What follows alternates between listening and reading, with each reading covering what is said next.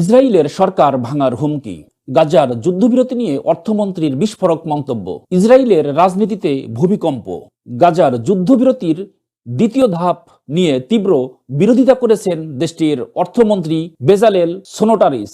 এমনকি সরকারের পতন ঘটানোর হুমকিও দিয়েছেন তিনি। আজ আমরা জানব কেন সোনোটারিস এতটা ক্ষুব্ধ এবং কি প্রভাব পড়তে পারে ইসরায়েলি রাজনীতিতে।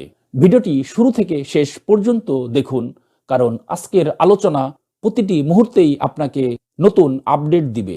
গাজার যুদ্ধবিরতির দ্বিতীয় ধাপেই রয়েছে যুদ্ধবন্ধের পরিকল্পনা। তবে এই চুক্তি মানতে নারাজ ইসরায়েলের অর্থমন্ত্রী বেজালেল সোনোটারিস।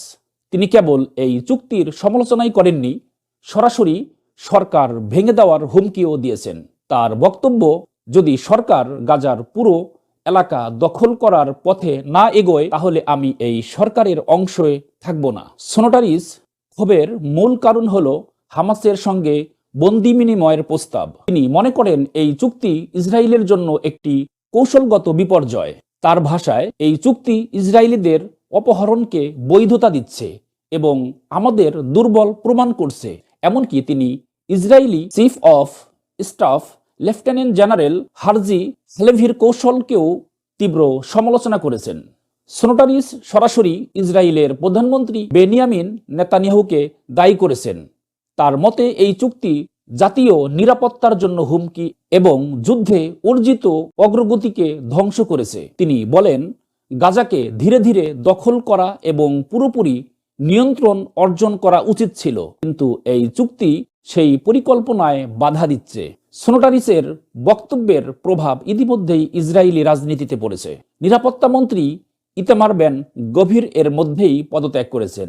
তার সঙ্গে ওজ্জামা ইয়াহুদিত পার্টির আরও 2 মন্ত্রীর পদত্যাগ নেতানিয়াহুর জোট সরকারের স্থিতিশীলতাকে প্রশ্নবিদ্ধ করেছে। সোনোটারিস হুঁশিয়ারি দিয়েছেন, যদি যুদ্ধের লক্ষ্য পূরণ না হয় আমি এই সরকারের অংশে থাকব না। গাজার বর্তমান পরিস্থিতি নিয়ে সোনোটারিস বলেন, গাজাকে ধ্বংসস্তূপে পরিণত করতে হবে, বাসযোগ্য রাখা যাবে না। আমাদের শত্রুরা উদযাপন করছে, কিন্তু খুব শীঘ্রই তাদের এই হাসি কান্নায় পরিণত হবে।